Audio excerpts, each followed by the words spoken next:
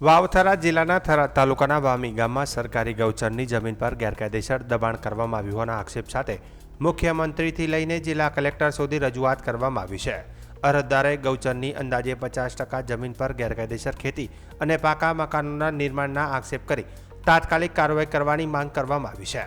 થરાદ તાલુકાના વામી ગામના રહેવાસી મનુભાઈ રૂપસીભાઈ જોશીએ રાજ્ય સરકાર અને જિલ્લા તંત્રને કરેલી અરજીમાં જણાવ્યું છે કે ગામની સરકારી ગૌચરની અંદાજે 50% જેટલી જમીન પર કેટલાક લોકો દ્વારા સરકારની મંજૂરી વિના ખેતી કરવામાં આવી રહી છે. અરજીમાં એવો પણ આક્ષેપ કરવામાં આવ્યો છે કે સરકારના રેકોર્ડમાં પણ આ જમીન પર પાક દર્શાવવામાં આવી રહ્યો છે. તે ઉપરાંત ગૌચરની જમીન પર ગેરકાયદેસર દબાણ કરી પાકા મકાનોનું નિર્માણ કરવામાં આવ્યું હોવાનું પણ રજૂઆતમાં જણાવાયું છે. અરજદારના જણાવ્યા મુજબ ગૌચરની જમીન પશુઓના ચરિયાણ માટે અનામત હોવા છતાં તેના પર કબજો કરવામાં આવ્યો છે. તેમજ આ મુદ્દે વિરોધ કરનાર લોકોને ધમકી આપવામાં આવતી હોવાનો પણ અરજીમાં આક્ષેપ કરવામાં આવ્યો છે.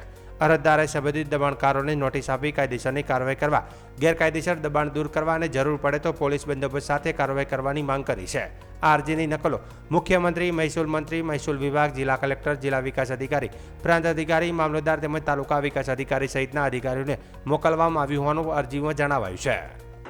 અમારા વામી ગામની અંદર ટોટલ મોટે પાયે 70% દબાણ છે અને ગોંદરાનો અને આજુબાજુ ગોવાળાનો અને ડેરીનો અને આજુબાજુની ટોટલ અત્યારે દુકાનો અને ગલ્લાનો બેસી ગયા છે. ગાડી પસાર કરવી થતી નથી અને લોકોને કહેવા જઈએ તો અમને ધમકીઓ આપે છે કે તમારાથી જે થાય કરી લીધો.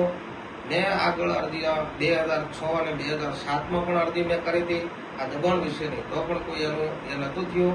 અને આજે પણ મેં મુખ્યમંત્રીને અરજી કરી હતી, તાલુકા વિકાસ અધિકારીને કર્યું છે, મામલતદાર છે, પ્રાંત છે, કલેક્ટર છે અને પંચાયતની અંદર વામી પંચાયતમાં પણ તલાટીને અરજી આપેલી હતી.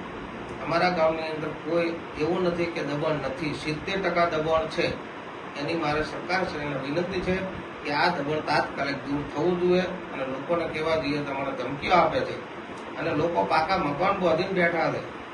અત્યારે 5-5 લાખના, 10-10 લાખના, 20-20 લાખના મકાન ગૌચર જમીનની અંદર ગાયો માટે મૂકેલી છે જમીન, કે લોકોને મકાન બાંધવા માટે નથી મૂકેલી.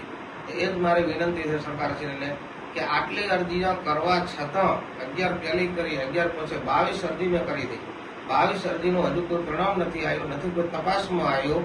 તો સરકારશ્રીને મારી વિનંતી છે કે તાત્કાલિક તપાસનો આદેશ આપે અને તાત્કાલિક વામીનું સર્વે થવું જોઈએ અને ગોદરાનું, ગોવાળાનું એ ટોટલ દબાણ હટવું જોઈએ. નકા હું હાઈકોર્ટની અંદર પિટિશન દાખલ કરવાનો છું, એમાં એ કોઈ છૂટકો નથી. બરોબર, આટલી મારી સરકારશ્રીને વિનંતી છે. મેં બધાને અરજીઓ આપેલી છે, ટોટલ જગ્યાએ બધાને ભલામણ કરી. કોઈ પણ વ્યક્તિ નથી એવો કે મેં અરજી નથી કરી, બધાએ સ્વીકારી છે. એના મેસેજ પણ મારામાં આવી ગયા હતી.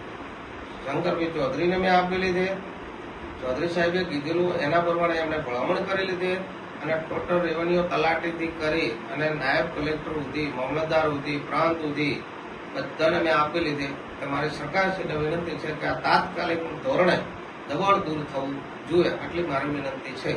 મારું નામ મનુભાઈ રૂપસીભાઈ વામી,